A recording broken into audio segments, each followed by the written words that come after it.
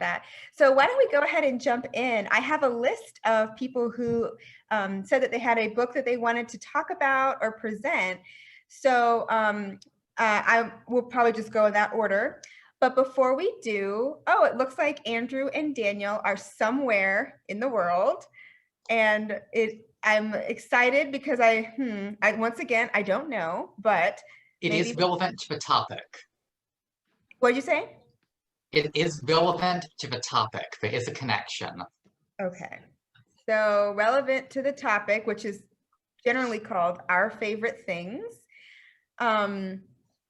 Okay, well, you guys know the drill. Let's take a crack at it. We might, I don't know, we might need a second hint if you can give us one. It is in Vermont. In Vermont. Like one of the states I know the least about. It might not be a helpful hint. Quick, everybody, Google Vermont library favorite things. I know, Vermont library favorite things. Oh my goodness. Yeah, this might require a Google search because I just don't know.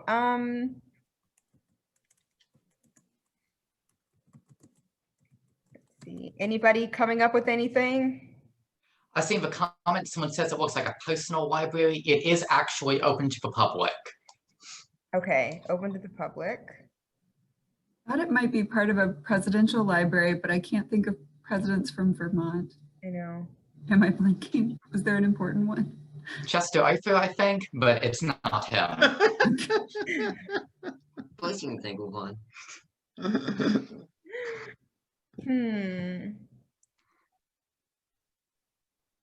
Okay, Andrew. Okay, maybe like one more hint.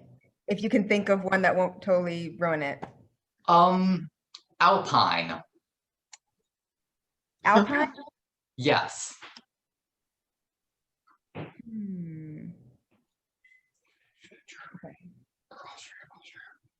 Is it the Von Trapp family? Bernie Sanders It is. memoirs. It's the Trapp family lodge in Vermont. It's owned by the Von Trapp family from The Sound of Music, which one of the big songs in that movie and musical is Favorite Things. Woo! Helen got it. Yay! Awesome. Thank you. Thank you so much, Andrew. That you always come up with ones that are they're so perfect for the theme. So thank you for that. I would have never, that all makes sense. So yay. I think, and it's fine. As long as you just keep feeding us hints, we get it. So it works. Yay. Okay, well, so we'll go ahead and get started with our list of folks who are going to present. And again, I just did this in order of who said they would present a book. So let's see if I can get my notes. Yay. Okay, my first person is Kelly. Kelly works in the Department of Museums, Archives, and Rare Books as well. And I'm very excited to hear what kind of book is important to Kelly. Yeah, well, thank you. I'm really excited. I just want to say, first of all, that I love this program. I've learned so much. My favorite book has always been Grapes of Wrath. Like literally, like I love the story. But because of this program, I began seeing books more like artifacts, like the physical book. So I said, I'm not going to talk about my favorite story, my favorite literal book. I'm going to talk about my favorite book that is a physical artifact, because that's one of the things I've learned through this program. So I was thinking, what book, if I had to get rid of all of my books and just keep one, because of course it was hard to pick my favorite book, I picked this book called Born in Spring. You can see it's well loved here. It's one of the first books first adult books that I remember being interested in, as a young, like a teenager, not a child, but like a teenager. And it was published in 1976, and it's basically like a nature guide. It has pictures, drawings of different flowers that you would find in spring. So there's, no color drawings, some illustrations, and then some color ones. And I just thought it just was a beautiful book, always interested in outdoor things, plants and animals and things like that. And I remember trying to find these plants, you know, in the wild, like using this book to identify books. And so that kind of started, and I have a bigger collection now of nature guides, of flora and fauna. And like if I go on vacation, I'll usually buy a book about the plants or birds there. So I was looking through this, and you know, I don't open this much because it's kind of like, you know, an older book. And I was looking, and as lo and behold, I found a plant that I had put in there. I know it's like a book no-no, but yep, this is a horsetail. That's the picture, and then here's the actual plant in there. Do you remember when you put it in there? It's got to be, you know, when I was a teenager. Wow. So Yeah. that's only 2 years ago. Exactly. So anyway, that's my favorite book, and thanks for letting me share. Kelly, that is so great. And just as you were talking, it kind of sounds like that book almost initiated or the book collector in you, because it sounds like whenever you go places now, you know, you were like, well, let me pick up a book that's, you know, it kind of sparked an interest in, you know, picking up nature books, which is great. So I did not know. So do you consider yourself a collector of like nature books? I guess you could say that. I don't have a big collection, but I would say that. Yeah. And then I also think that this program might be starting to create a monster, because I'm thinking about all the stories, my favorite books. I should go out and buy, you know, really nice, you know, like special copies of those books. Well, Kelly, I'm going to go ahead and speak for Mr. Williams because he's not here. He would say that you officially have the disease and it's incurable. He wants everyone to know that it's incurable once you have it. So I will let him know that you have the book collecting disease and it's great. Yay! Thanks, Joy Ellen. Thanks for that.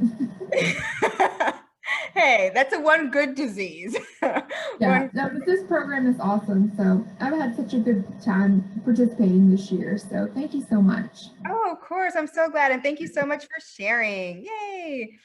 Okay, so the next person on our list is Elaine De Niro. Oh, yay, Elaine, your camera's working and everything. I'm so glad.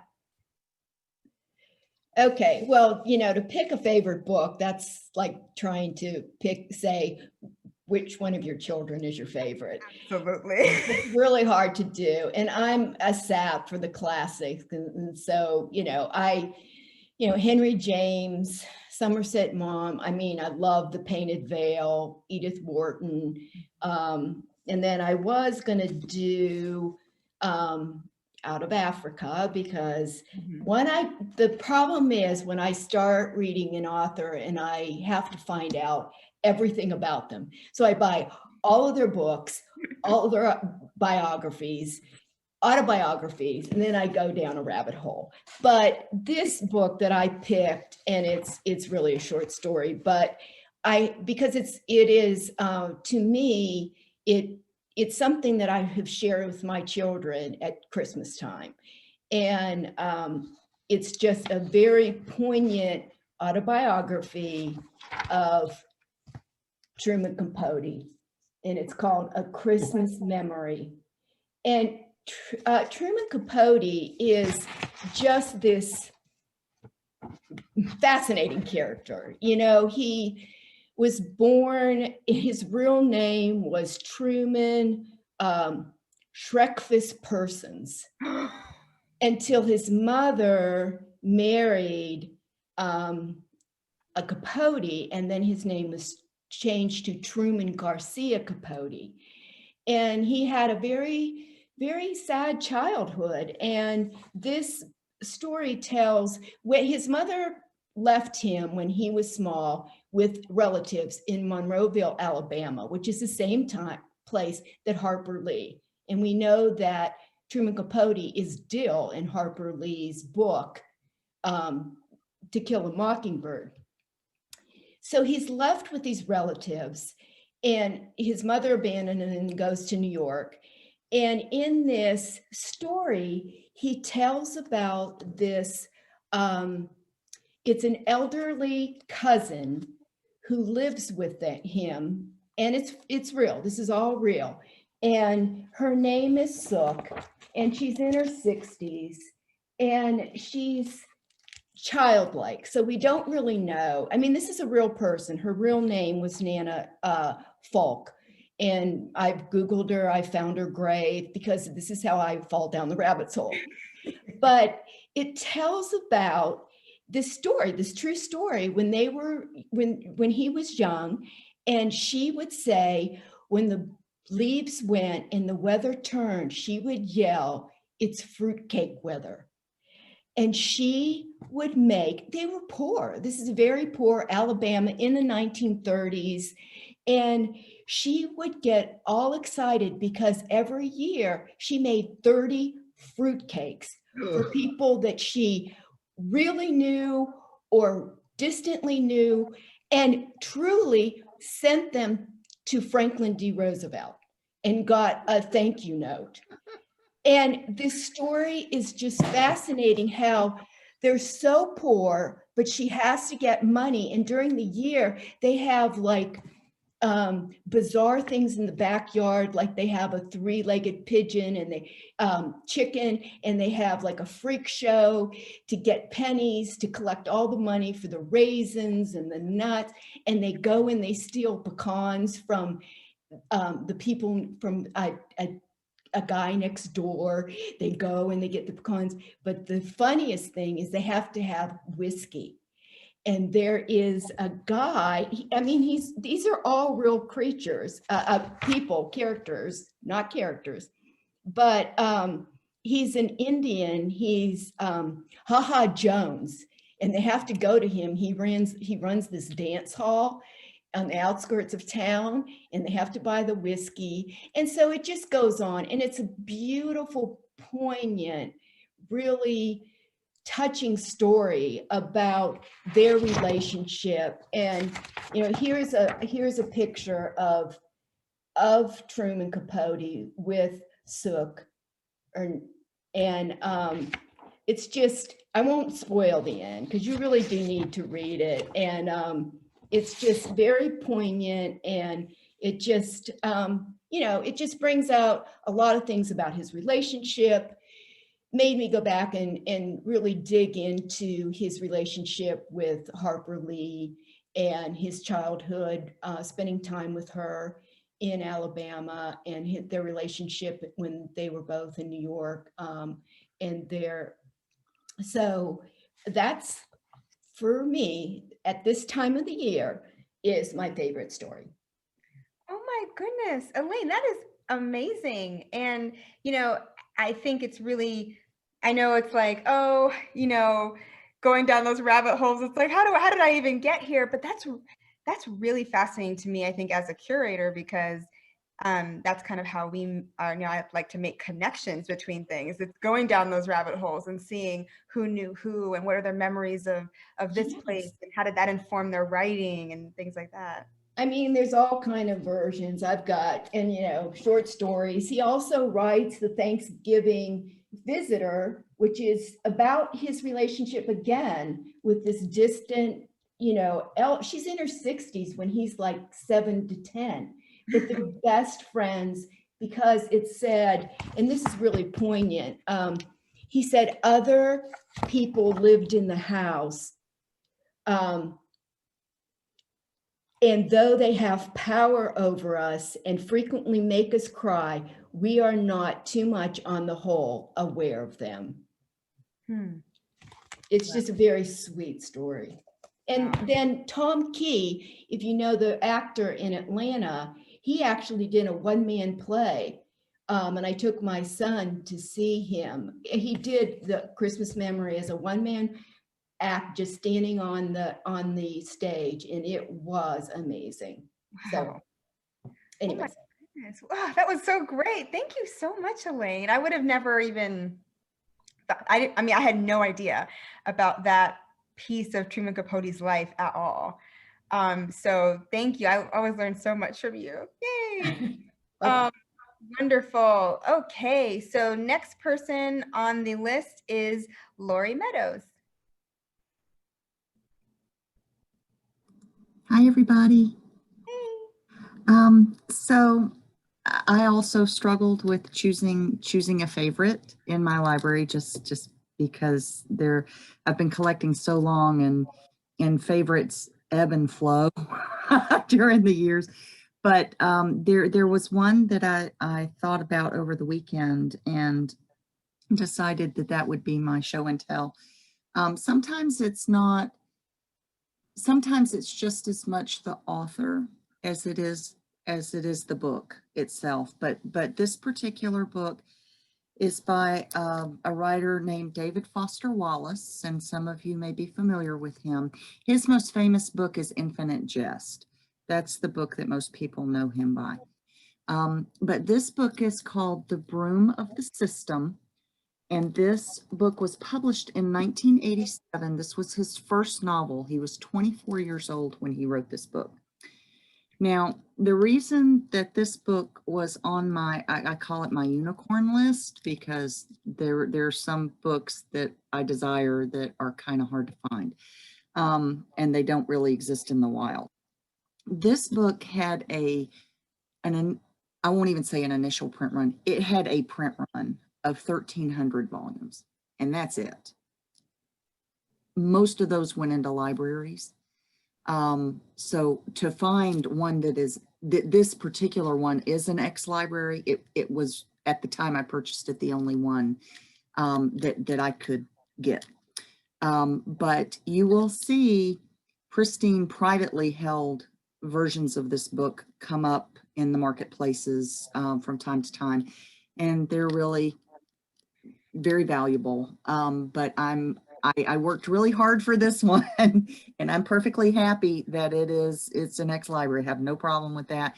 But I will tell you, this is probably the only book that I have ever intentionally purchased, even though I knew it was broken. And when I say broken, I mean the front hinge. If you've never seen a broken hinge up close and personal, this is what a broken hinge looks like.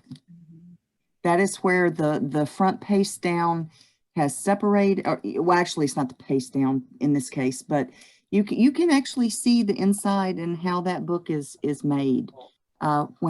Is it coming through okay? I don't know if y'all can see that.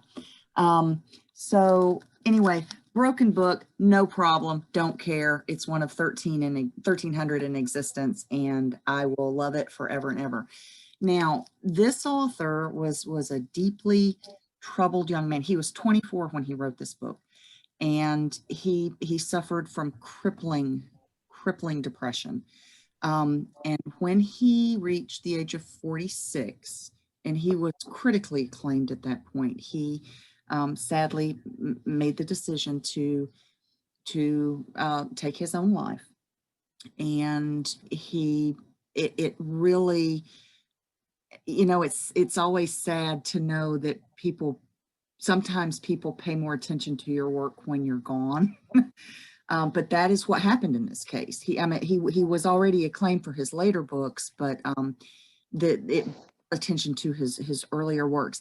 And before I go, what I'd like to do is share with you, he did a commencement for anybody who'd like to learn more about him and his philosophies, and he's just this wonderful, sensitive soul. I'm gonna share 2 links in the chat. The first one is for a YouTube video of a commencement speech that he delivered called This Is War. And it's about 22 minutes long, and I would encourage all of you to watch it at your leisure. But at one point he was kind of the voice of Generation X, which is actually mine. I'm bumped into that. But then the other link that I wanted to share, they made a movie about him called The End of the Tour. And I found this film quite by accident, but it's really good. And here's the link to, the second link, the IMDb link is the link to the film. So I would encourage anybody that's not familiar with David Foster Wallace to learn a little bit about him. I think he does, he has a wonderful voice, and he is just so incredibly articulate and descriptive. And I could read him all day long. So thank you for letting me share one of my unicorn books with you. Yay! Oh, I love it. It has so many. I know that this is hard for Laurie because Laurie's humble, but she has so many books that she has collected. So I am like so impressed that you were able to pick one, and it has, I don't know, it has very interesting characteristics, both, in its physicality and about the author and, just the text itself. So thank you for explaining that to all of us. Sure. Thank you. So great. Wonderful. Okay, so we are moving right along. Okay, next person is Andrew Bramlett. So I have more of it's not quite as serious as some of the others. This book is called Caesar's Last Breath, and it is everything you ever need to know. Don't know how well that works in the background. Move that. Yeah. There we are.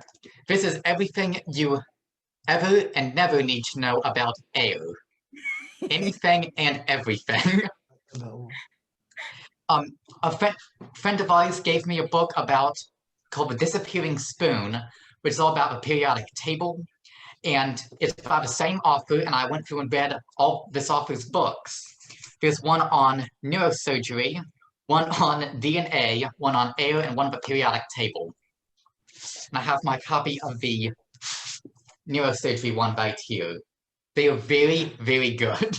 Just some light reading, right? Oh, yeah. I was skimming through the Caesar's Last Breath here, and I found a very interesting footnote. I don't know, the footnote's on the back of the book. I don't remember what this footnote is actually referencing, but whatever it is, it's something interesting. According to Revelation 21:8, hell has a lake of brimstone, which is basically molten sulfur. Sulfur remains a liquid only up to 832 degrees Fahrenheit, which means that hell is theoretically colder than Venus. The Bible also says that the moon in heaven shines as bright as the sun, and that the sun itself shines sevenfold as the light of 7 days, meaning that heaven has the equivalent of 50 suns, 1 moon sun, and 49 sun suns. This means that heaven is likely around 1,000 degrees Fahrenheit, according to the Bible, meaning that heaven is in fact hotter than hell in the Bible. I thought that was the most interesting random fact I could find after skimming through this. What did you read when I'm not around? This. The other thing is about 2 other more random books. These are How To and What If. These are very self-explanatory. It's what if is asking what if so-and-so happens. So for instance, what would happen if the Earth and all terrestrial objects suddenly stopped spinning, if the atmosphere retained its velocity? And it goes into very detailed scientific explanations about how, in that case, how we'd all die quite quickly. The other things about what if a glass of water was all of a sudden half empty? And it goes into a lot of very random, very useless detail about half-empty glasses. And the other things, the how-to book is asking, how do you do things? Which, again, is very self-explanatory, but it's questions like how to throw a pool party, particularly if you do not have a pool. How to jump really high. How to change a light bulb, which is illustrated on the cover with a stick figure with drones. They are very, very ridiculous books, but they're very scientific, and I really like them. Andrew, you have this talent for bringing things to my attention that I like never considered ever. That is so fascinating. So when did you, so is this like a recent thing you started reading? So I know you read a ton, but are these, recent books you've acquired and gotten into? The first, the first four I actually ended up reading. These were all actually from last year, which mid last year. As I said, with the Sam Keen books, a friend recommended them, and these ones by Randall Monroe, he writes a comic strip which I like. It's also all about science. So these books seemed like a logical fit. The other thing with this one is that for how-to, it was actually a real-world scientific test that he did with one of these, where he got Serena Williams to figure out if it's possible to destroy drones with a tennis ball. And he actually got Serena Williams to throw tennis balls at drones. Oh my gosh. Yeah, it's, again, they're very ridiculous, but I highly suggest them. Wow. And I love it too, because everyone seems to, it's like, there's a reason why everyone picks up the book that they've presented, and those reasons vary. And then it literally just starts this path. And, so which is awesome. Thank you so much, Andrew. I knew you were, when Andrew told me one of the books he was thinking about, I was like, okay, this is going to be very intriguing. So thank you so much for sharing those. That's great. And I was going to say, if you don't have to, but if you all want to, it would be great if you can put in the name of one or two books that you Hello, were, may I help you? books that you were presenting, and that way you can just put those in the chat, so folks can maybe follow up and maybe start reading those books too. So if you just think about that, please do. Okay, next person is Caitlin Hobbs.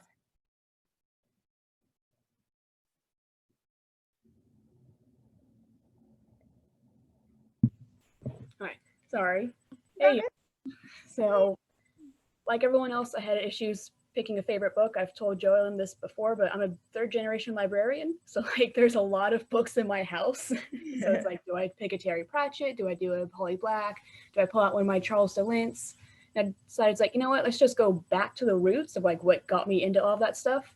So I actually pulled out, I don't know if y'all can see this, my old Grimm's fairy tales, like from, I said 1930 yesterday, Joel, and it's actually 1945. Okay.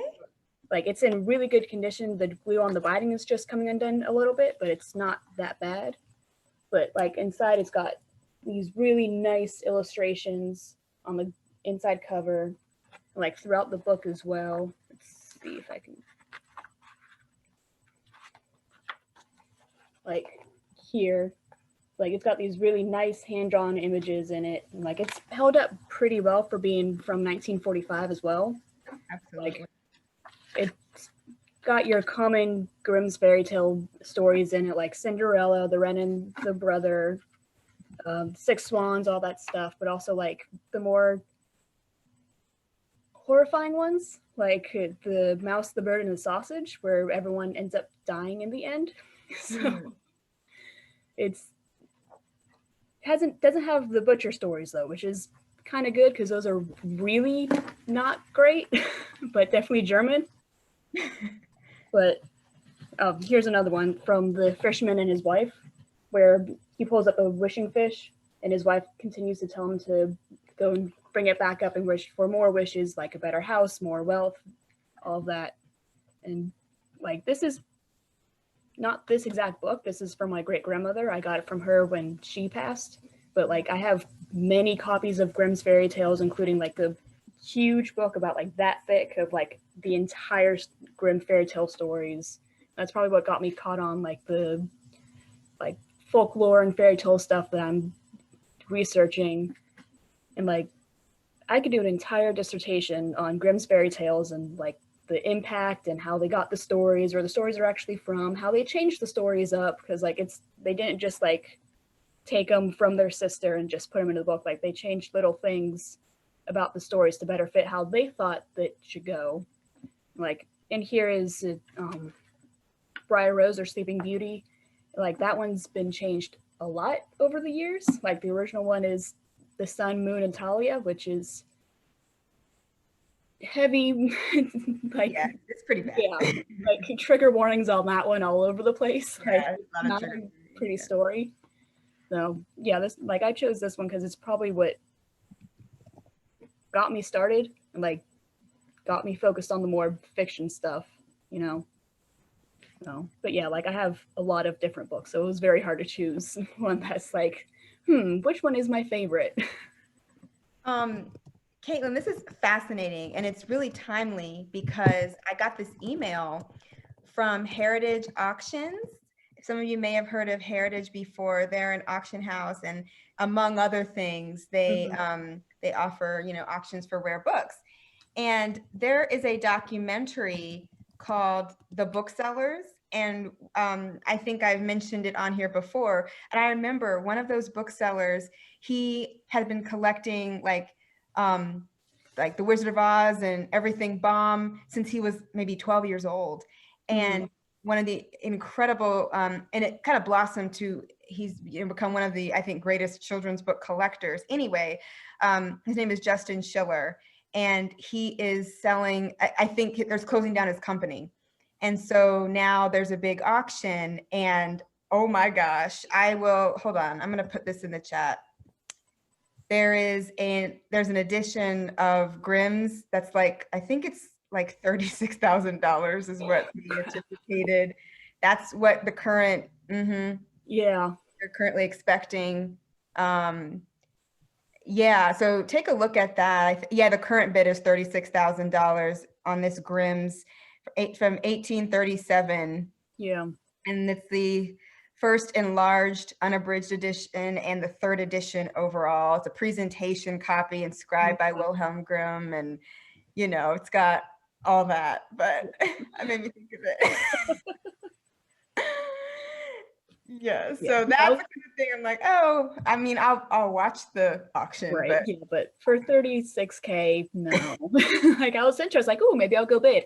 Nope, never mind. Never mind, not on that one. But it is fascinating, and you know, in our collection, it's too. I think the idea of fairy tales is, it's very, you know, how interpreted they have been, because you know, I guess they started really as more folk tales, I guess. But in our collection, we have an English translation of, you know, the Grimm brothers tales, and the translators admit to leaving some things out that the Grimm brothers left in and changing it there. So you know, and by the time we make it to Disney, it's just yeah, like you're no longer having people cutting bits of their foot off to fit into a shoe. Like absolutely. So thank you so much for sharing that. So interesting. I think we all can really relate to fairy tales. That's what, you know. Like if y'all are interested, I can put this in the chat as well, but there's a book called Grimm's Bad Girls and Brave Boys, I believe it's called, but it's like all about how the Grimms went and like changed the stories, like changed the characters just a little bit from what they originally were.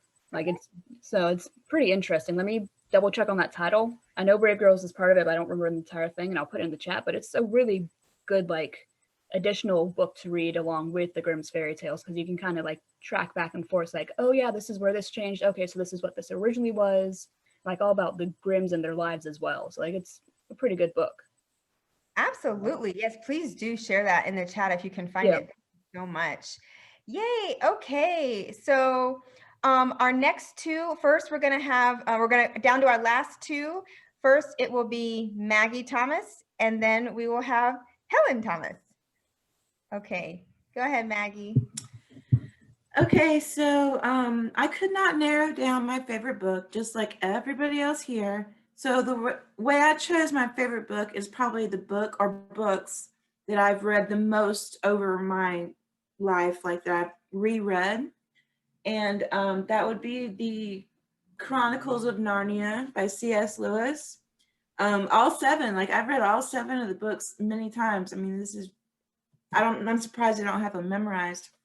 But real quick, a little background. I don't know if I've told anybody this about me or if you know this, but my very first job after school when I was in like 7th grade was at the public library in the town that I grew up, and I shelved books, and I worked in the young adult section because I was a young adult. And that's where all of my favorite books have come from, because as I worked, I found books. I was like, oh, I haven't seen this book before. So I remember vividly in 7th and 8th grade, that's when I read A Wrinkle in Time. That's when I read the Boxcar Children's series. That's when I started reading some Nancy Drew books. That's where I found out about C.S. Lewis and the Chronicles of Narnia, and others that I can't think of at the moment. But so my very first job was as a 7th grade librarian, led me to be a librarian / archivist now. So I thought that was pretty cool. So that's where I found Chronicles of Narnia. That was like, what, 30 years ago. And this book I got as a gift. No, this book I got for myself. It's all 7 of the books in one large, big, fat book. And I got this probably about 15 years ago, right before the motion picture came out. It was like a publishing of it. So it's not particularly a very special copy for any reason, but I have a couple other things that are very interesting. First, I'll show you this. My best friend gave me this as a gift. It's a pop-up book of the Chronicles of Narnia, and it is beautiful. It's only got like 7 pages in it because it has 1 page of pop-up for each book. So your first one here. Yay! Oh, wow. This is The Magician's Nephew. It's a very much an adult pop-up book. I remember Mason wanted to play with it when he was little, and I was like, no. So then you have The Lion, the Witch, and the Wardrobe.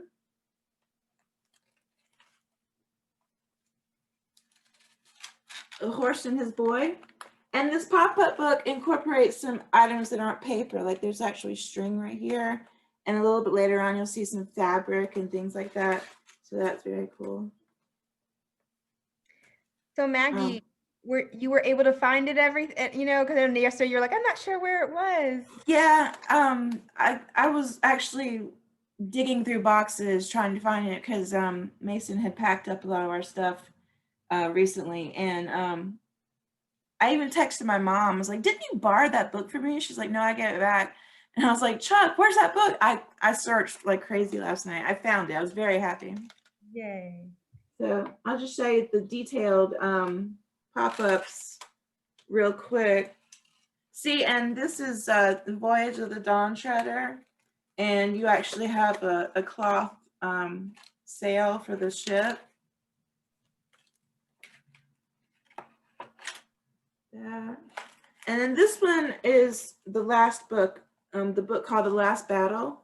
And they're all marching out of a mirror. And so you see how far out the pop-up comes from the actual book itself. All of these are like that. They're like majorly far out from the pop-out book. So this is so beautiful. And I've never seen anybody ever have a copy of this. I've never seen this at a store. I actually have no idea where my friend got this from as a present for me, but it's fabulous. That's beautiful. So real quick, the other thing I have, the other version of the Chronicles of Narnia I have is a 7-book set. They're just paperbacks, but it's a box set of paperbacks. And I got this at like a used bookstore, simply because this is set, you can't see the numbers of the books. This is in the publisher's order. This is the order of which the books were published. So you have, let's see. Yeah, okay. So number 1 in this section is The Lion, the Witch, and the Wardrobe. Mm-hmm. However, number 1 in the author's preferred order is The Magician's Nephew, I think. Wow. Because I always thought The Lion, Witch, and the Wardrobe came first. That's what everybody did. Yeah. And that's because it was published first. Okay. And so a lot in America, the first American publisher numbered them in their order of publication. And so The Lion, the Witch, and the Wardrobe was the first book according to American publishers. But British publishers numbered them, enumerated them in the order of the author's preference. And so it was a different storyline. And there was a quote by C.S. Lewis. He actually didn't know he was going to write 7 books in the series. He wrote one and he was like, okay. And then he wrote the next one and was like, oh, here's a sequel. And he had no idea he was going to write another one. And then a third one came out, and then a fourth one came out. So he did not write them in any chronological order at all. If you look through the books, the internal chronology of the books kind of skips around a little bit. So I remember him saying that I did not write these in any order, so you can read them in whatever order you want. It doesn't matter. So you don't necessarily have to know the events of 1 to read 2 to read 3. So this book, the books are numbered, let's see, and this one's American, and the books are numbered 1, 2, 3, 4, 5, 6, and 7. But those same books in here are ordered 2, 1, 3, 5, 2, 1, 3, 5, 6, 3, 4, 7. So anyway, I thought that was very interesting and something that I didn't realize until I found this. I was like, hey, these books are numbered wrong. And first off, stupid me, I thought it was just an error. And I got home and researched it and thought it was really interesting, you know? So. Well, and if it had been an error, that would have been interesting too. You know, it's funny because people often, I think people who aren't, you know, maybe as interested in books or not, or they're like, oh, why would you buy multiple copies of, you know, the same story? Why would you buy? You already have it. And it's like, no, each one, each edition, each iteration, each adaptation or presentation has its own, you know, has its own characteristics, has things that, you know, can teach you more about the author and the publisher. So this is a great example of that because these are household name stories. Yes. Yeah. And so these 3 copies of the different kinds of Chronicles of Narnia I've had for the past like maybe 15, 20 years. Right. I don't remember exactly what copies I had of them before, like when I was a teenager, but I don't have those anymore, and I wish I did. I didn't have all 7. I had like random paperbacks that I had gotten somewhere, but I kind of wish I had kept them to show how I progressed in my life of Narnia. So I will continue to buy different kinds of Narnia books. That's wonderful. Yay. I didn't realize that was until yesterday. That was one of Maggie's like collecting areas was Narnia. I had no idea. Yeah, it was kind of an accident and I didn't know I was collecting in that area until I started working at KSU and I learned, oh, that's a way people collect. And I was like, I've been doing that for a while. So Really, that's the best way to do it. So thank you so much for sharing, Maggie. And now Helen's going to present. So I'm breaking the rules because it was raining and I didn't want my book to leave my house. So I'm going to share pictures if that's okay. Oh, perfect. No problem. You should be able to hear. Okay. And so like Kelly, the book that I'm going to talk about has, it's special kind of more for its artifactual value. My first job out of grad school when I had my archivist degree was in Louisiana. And in Southern Louisiana at Nicholls State University. And on my, one of the collections that I processed was from a professor who worked there, but he was also a poet.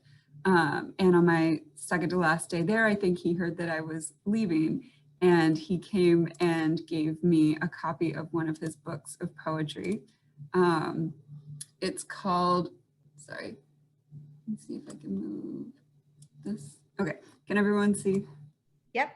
Oh, okay. So it's called Beyond the Chandeliers, and it is, he identifies as a Southern agrarian poet. So he writes a lot about kind of agrarian themes and nature. So this particular book is titled after one of the poems, which is about a group of barrier islands off the coast of Louisiana. And let's see, he also inscribed it, which was very sweet.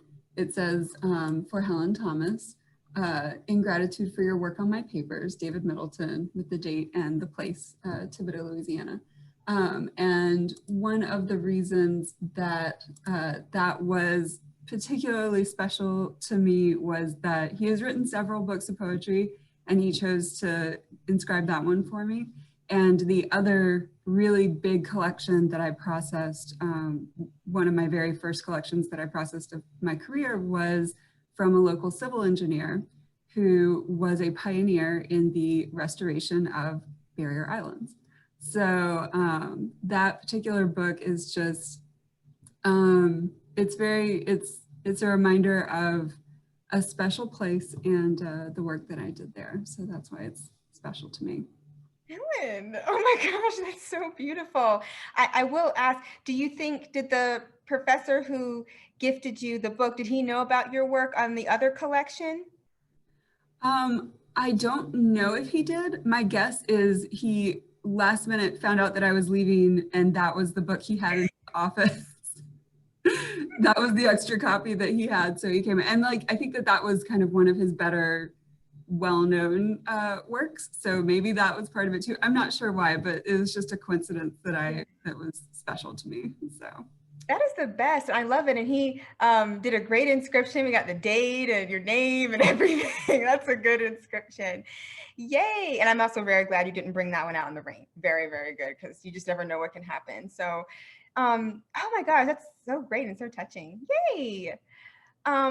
Oh my goodness, we are right at 10:50, and so this has been so wonderful. Well, Joylyn, I don't think it's fair. You didn't tell us what your favorite thing was.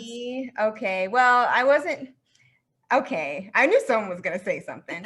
So I was like, okay, bye y'all, see ya. Well, I was a little worried because we're, as my coworkers know, my family's in the process of moving. We're like halfway moved. We're not really even, we're just in half and half. So a lot of my books are packed, and I was like, oh, I can't find the books I want to find because they're packed away. But I looked in one of my boxes this morning at the new place we're living, and I did find a book that Andrew and Daniel will recognize because I've brought this one to open house, Rare Book Open House before, and I've talked about it before. Some of y'all may have remember. It's not an Amish book, actually. I decided, I love Amish fiction. That's usually what I talk about when I'm on my free time, but I decided to bring this one. It's called Love Poems. I think Camilla has probably seen it before, and folks, Caitlin I know has. So this one is special to me for so many reasons, but it's a book of poetry written by Nikki Giovanni. She's a writer, she's a professor, and she was really well known for her writings from the Black arts movement of around like the 1970s. It was kind of the artistic arm of the Black Power movement. So Nikki Giovanni and Sonia Sanchez and those kind of poets, they kind of got a reputation for very maybe like radical and harsh, maybe even words in poetry. So I really love that what she did here, a lot of these poems that she wrote, this book was published in 1997, but many of the poems are from earlier in her career. So she took out poems that really had to do with love, not just romantic love, but love of family, self-love, love of your culture. And I actually forced my husband to read. We read one of these poems at our wedding because I loved it so much. And another reason why this is so important to me is because it's always going to remind me of Mr. Williams and KSU, because in the Bentley, we have 2 copies of this book, and they're both signed by Nikki Giovanni because she came to KSU in like 2001 or 2002. And Mr. Williams always talks about how small she is, but when she's in the room, she just is the biggest person in there. And then I remember I brought this book out to a lot of students when I would work with African-American literature classes. And I had read like 1 or 2, maybe like 1 poem or so, but I had brought it out because I knew that, a professor wanted them to get a variety of, a good survey of writers and authors. But every semester I had students that would always, maybe they would pick this book and they would say at the end of their archive session, they were like, where can I get this book? Can I buy this book from you?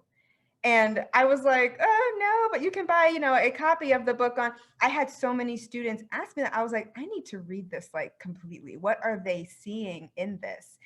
And I'll just say, I won't give it away, but there's a reason why when you can't get undergrads' attention for hardly anything, there's a reason why they will come up to me and say, can I buy this book from your museum? Because they love it so much. The poems they're beautiful, they're relevant, they're intellectually accessible, but they're also they have a lot of depth to them as well. So this is one of my many favorites. And this is a picture of Nikki Giovanni. I recently, one of my friends at Emory University, my friend Gabrielle Dudley, recently interviewed her for a podcast, and it was just nothing short of amazing as usual. So anyway, that's me. Maggie, thank you for calling me out. That was good, because I was like, well, I guess I won't share. There's not enough time. But thank you. Thank you all. Well, obviously you were prepared and waiting. I was prepared. I was. I had like 3 books in my backpack that I found. And so I was like, well, let me go ahead and talk about this one I love so much. Well, anyway, as it has been just a pleasure this semester. Thank you all. This program has evolved and I've been trying to figure it out. And so thank you all for taking this inaugural journey with me, because I didn't know what I was doing at first, and we have made it work. I'm very excited for next semester, and I am making sure to incorporate your feedback from the survey into next semester so that I can continue to improve the program and make it, make it even better for you all. So as always, just email me if you have any final thoughts or anything. And I am so, so excited for 2021 and all the books we get to talk about then. So y'all just have a wonderful holiday break, stay safe and get rest, self-care, and read lots of books. Okay, thanks so much, everybody. See you later. Bye.